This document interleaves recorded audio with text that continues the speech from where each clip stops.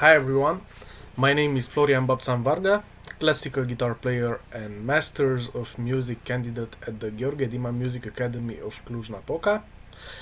Some of you know, some of you don't, that I am actually the editor of the Guitar Moves International online conference, and for that I would like to congratulate each and every one of you who already had your presentation published. It's been an amazing experience to work with all of you and share some great musical knowledge among the public. I would also like to share some statistics with you and let you know that we are very happy that our video series reached a number of 2,732 views so far from Romania, Austria, Finland, France, Mexico, Germany, Poland, and Hungary. We hope to reach out even further and share all this precious knowledge with guitarists and musicians all over the world. Now it's my turn to step out of the shadows and present my master's thesis, which is built around modern and contemporary sonatas written for classical guitar. So let's start with the sonata genre. Deriving from the verb sonare, which means to sound, the term sonata originally denoted a composition played on instruments. Typically, sonatas consist of 2 movements, 3 movements, or even 4 movements. 2 movements are characteristic for Scarlatti's sonatas. The 3 movement sonata is a standard which is used all over the world, and 4 movements we can find in Beethoven's sonatas. Most of the first movements of classical sonatas are usually in a sonata form, and if we look at the movements, they usually go like the first movement is fast, the second movement is in a slower tempo, and the third movement is fast again. The first sonata that we know of was composed by Giovanni Gabrieli, an Italian composer, and it was named Sonata Pian e Forte, which means a sonata with piano and with forte. It was composed in 1597, so a long time ago. Since the sonatas are a pretty demanding genre of music, involving high technical abilities and great musical knowledge, the evolution of solo guitar sonatas was parallel with the evolution of the guitar itself. So our first sonatas were written by some of our greatest composers from the 1800s, like Mauro Giuliani, who composed his guitar sonata opus 15 in 1808, or his Grand Sonata Eroica opus 150 in 1821. Another great composer we all know about is Fernando Sor. He composed his Grande Sonate opus 22 in 1825 and his Deuxième Grande Sonate opus 25 in 1827. These are the dates when it was published, so probably he wrote them before, but we don't know exactly. Some other sonatas were written by the great virtuoso Niccolò Paganini.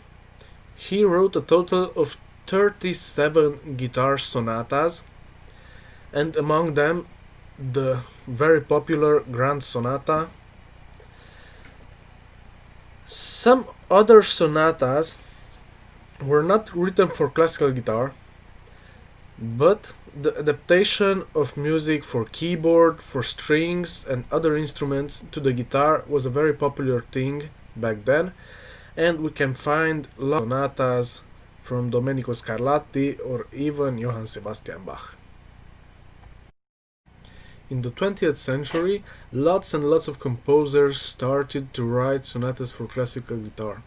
Since the instrument was pretty much developed and great players started to emerge from all over the world, we had some amazing works of music written by composers like Joaquin Turina, Mario Castelnuovo Tedesco, Alberto Ginastera, Manuel Maria Ponce, Dusan Bogdanovic, Stefan Rack, Leo Brouwer, Joaquin Rodrigo, and many more.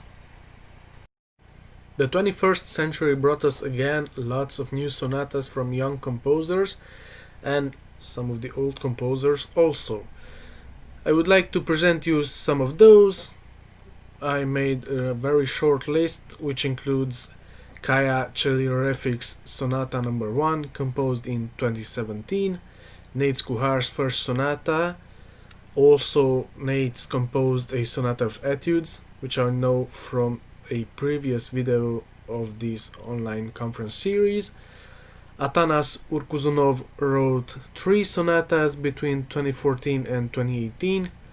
Stephen Goss wrote a sonata in 2006. Pavlovits Dávid wrote his second sonata in 2004. Angelo Gilardino wrote some sonatas between 2004 and 2008. And Leo Brouwer wrote his 5th and his 6th sonata in the 21st century. Since there are so many sonatas written in the 20th and 21st century, I had to choose a few to make it into my master's thesis. So here's my list.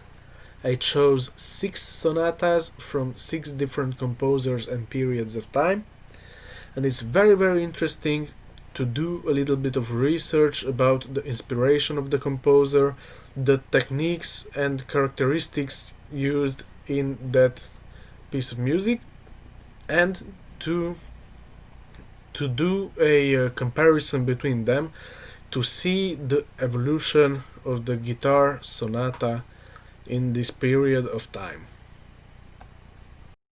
The first composer in my list is Joaquin Rodrigo, born in 1901 near Valencia and deceased in 1999. He got blind at a very young age in 1905, and his first compositions date back from 1923.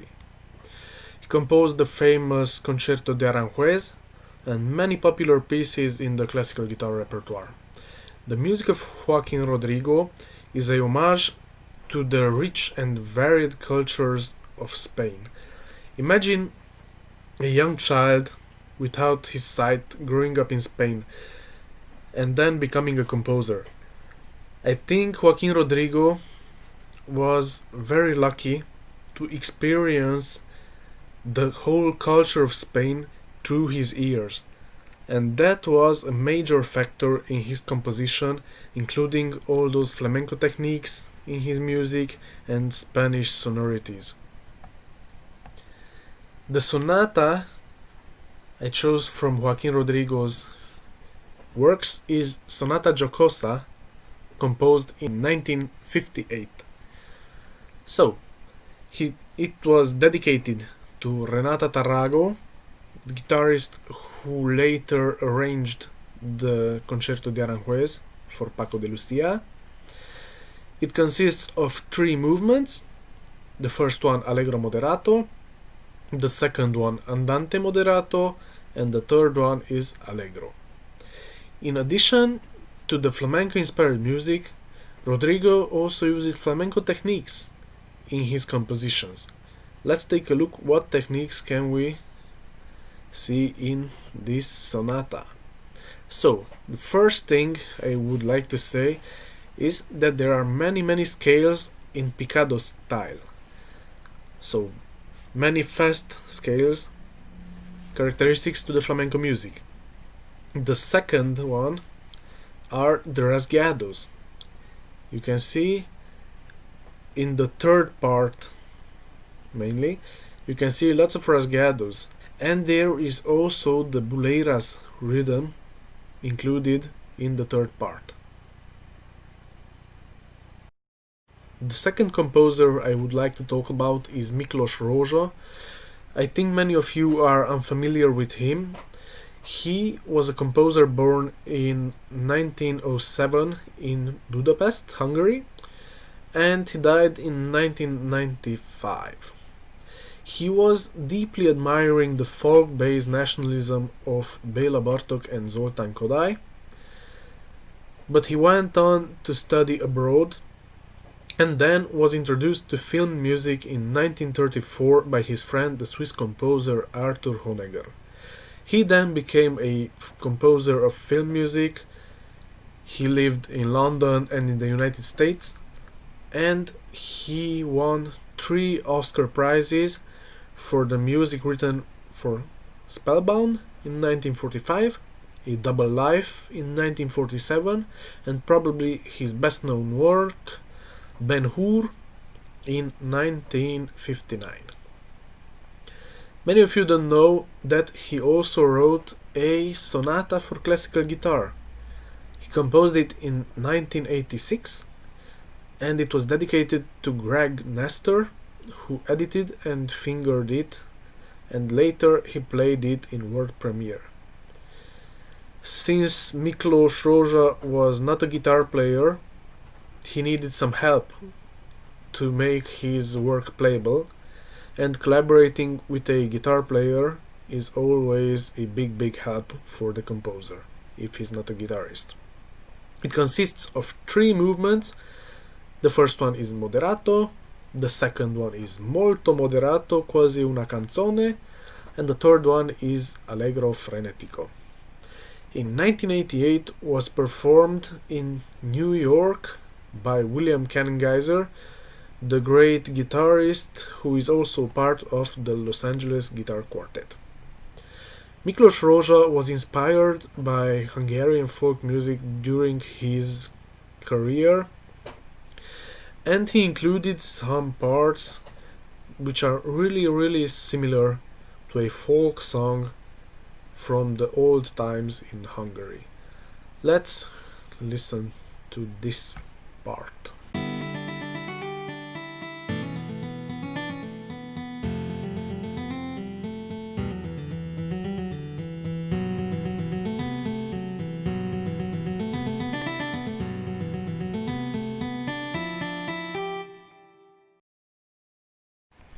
The next composer is the very famous Leo Brouwer.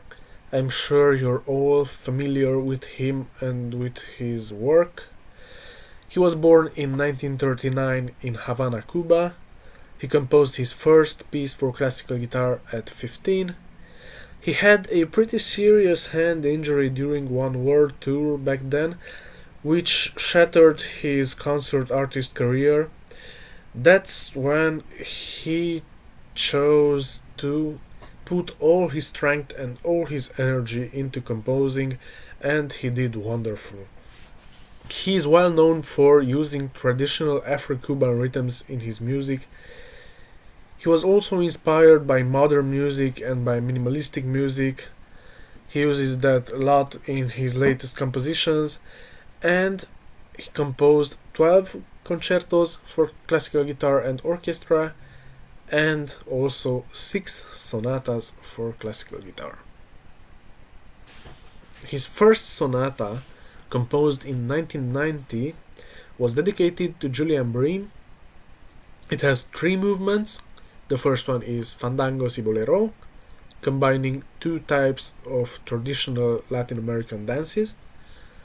The second one is Sarabanda de Scriabin, which is an omaggio to Alexander Scriabin, and the third one is La Toccata de Pasquini, an omaggio to Bernardo Pasquini, harpsichord player from the 17th century.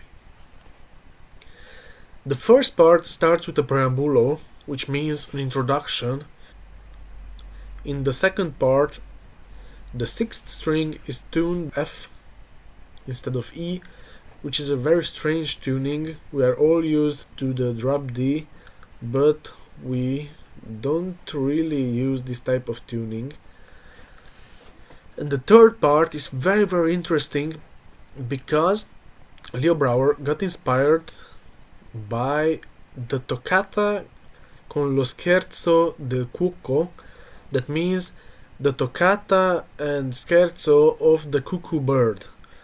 And through the Pasquini's toccata, we can see the cuckoo bird's motif, which is cuckoo, cuckoo, and the same motif is used in Leo Brouwer's Toccata del Pasquini.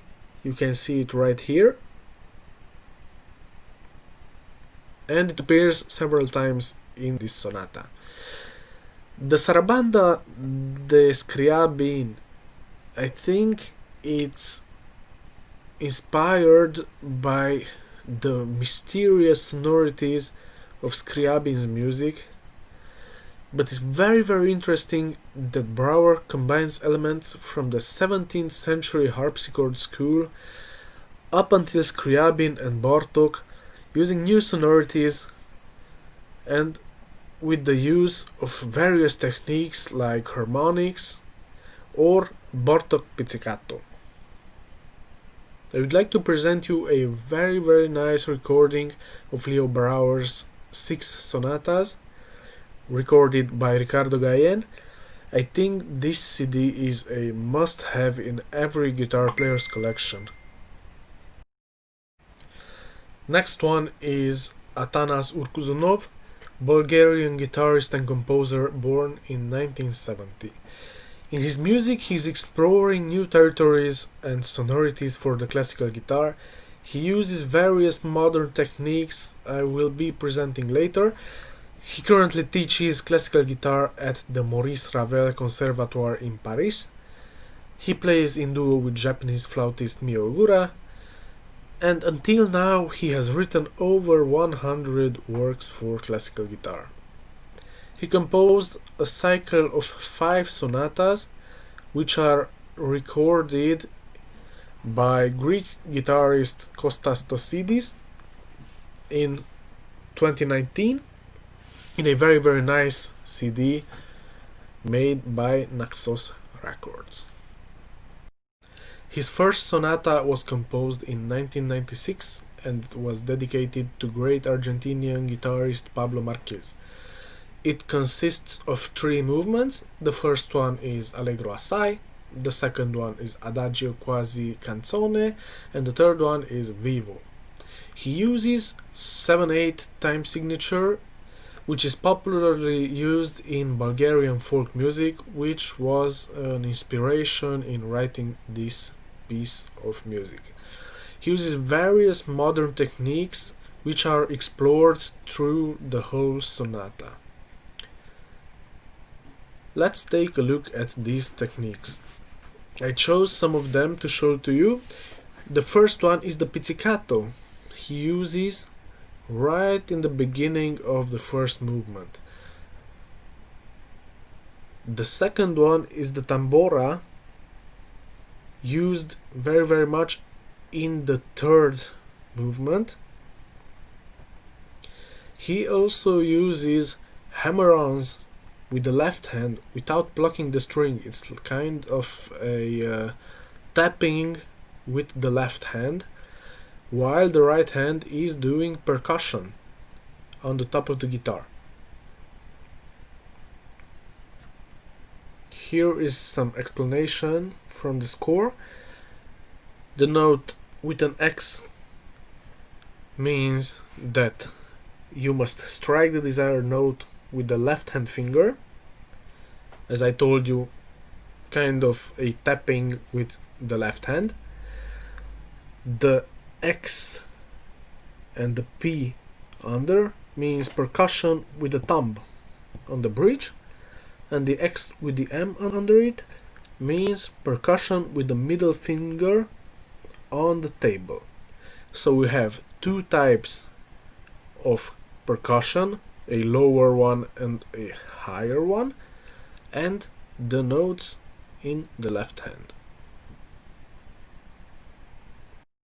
The next composer in my list is Hungarian guitarist and composer Dávid Pavlovits, born in 1973 in Szeged, Hungary. He studied at prestigious universities such as Franz Liszt Conservatory in Szeged, Darmstadt Academy of Music, Gutenberg University in Mainz, Musikhochschule in Munich.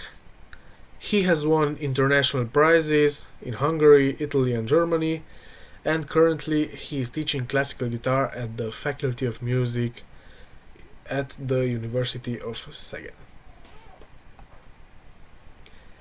His first sonata, called the Stormburn Sonata, was composed in 1997, and it was inspired by a chapter of the Babylonian myth where Zu, or Anzu, a half-man and half-bird demon, steals the Tablet of Destinies.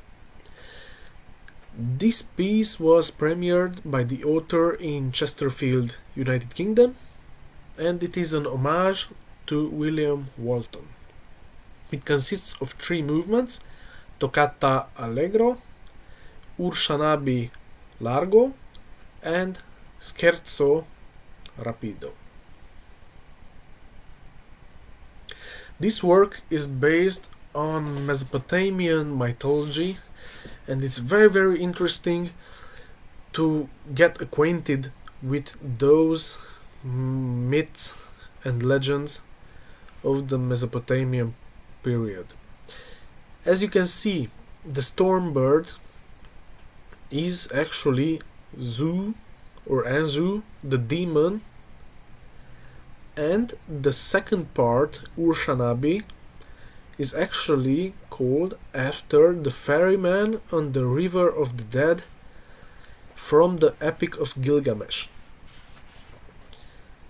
Since I started my research on this work, I had the opportunity to read and to watch lots of presentations about the Epic of Gilgamesh and the Mesopotamian mythology, the legend of Zu, and I recommend you, there is a very nice presentation on YouTube made by the Penn Museum. It's called Great Beasts of Legend, Anzu the Lion-Headed Eagle. I think it's a very interesting topic, and I am very happy that David chose to write a work inspired by this ancient mythology. The last composer I would like to talk about is a good friend of mine. His name is Előd Domokos. He was born in Dej, Romania on April 7th, 1996. He studied composition at the Gheorghe Dima National Music Academy of Cluj-Napoca with Professor Adrian Pop. He won prizes at local and national composers competitions, and he wrote his first ever piece for classical guitar in 2018. It's called Freckled Sky for classical guitar and loop pedal, and it was dedicated to me. Since he will be writing me a sonata, the last sonata from these 6 sonatas I chose, and that sonata is not finished yet, I would like to present to you his first piece for classical guitar, the Freckled Sky, to get a little bit acquainted with his style of composition. So, Freckled Sky was composed in 2018 for the Prima Verba Composers Concert at the Gheorghe Dima National Music Academy. It was dedicated to Babțan-Varga Florian, to me, and I played it in world premiere on the 18th of May 2018. His music is kind of minimalistic music combined with dissonant parts, lots of repetitions, percussion, and new techniques and sonorities he is experimenting with. Here is an example of the percussion. He did it in 2 bars. The chords are in the lower section, and the percussion with the right hand is on the upper section. It's very interesting that this piece was composed for classical guitar and loop pedal. We had a lot of struggling with the looper pedal. I had to get used to it. I had to figure out how to connect every cable and amplifier to the microphone. It was pretty hard, but after I figured out everything, it was a really fun piece to play. So, this was the loop pedal I used in concert, the TC Electronic Ditto looper, which is a very small looper, and it's not necessarily the best one for live performances, but it did fine for me. Here is the first looped section of the piece. He used colored measures, colored note heads, to see exactly where the loop starts and to make it easier for the player during the concert to be right there on spot when needed. So, this is the first measure. When I press the pedal, it starts looping this measure. When I press it again at the end of the measure, it starts repeating it. So, I record the first measure. The second measure, where you can see the pause, it will be again the first measure in repetition. After that, the second loop will be recorded on the first one. So after the third measure, we will have two tracks on each other, and then comes the third track, the melody itself, which is played above the two recorded parts. I made an example in Sibelius to see how this works, so let's listen to it.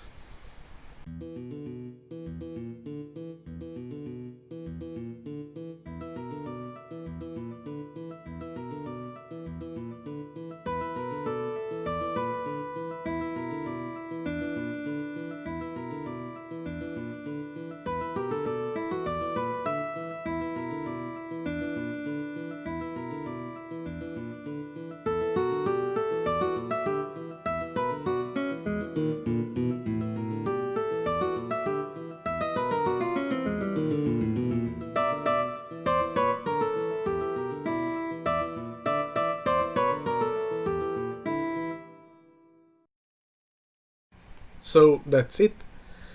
I hope you enjoyed my presentation about the modern and contemporary classical guitar sonatas. I know I'm still at the beginning of my research, but I'm confident that it will be a very nice master's thesis in 1 year time from now. I wish you all the best, take care, stay safe and healthy, and I hope we will meet again in the concert halls as soon as possible. Goodbye.